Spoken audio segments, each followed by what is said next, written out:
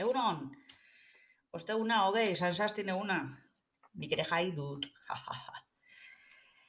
Bueno, gaurko egunez, 2005ko urtarrilaren hogeian, gizakate erraldoiek Coca-Colaren eta Pepsiren fabrikak inguratu zituzten Indian.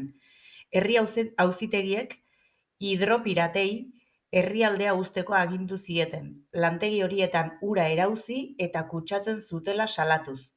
Herritar txiroenei ur edangarria eskuratzea eragozten ari zirela ere aurpegiratu zieten. Freskagarri konpainia erraldoien aurkako borrokan zeresan handia izan zuten Keralako Platximada tribuko emakumeek. Coca-Cola go back jartzen duen kartelekin hemen daude. Hau ez da zarra, Duela 17 urtekoa.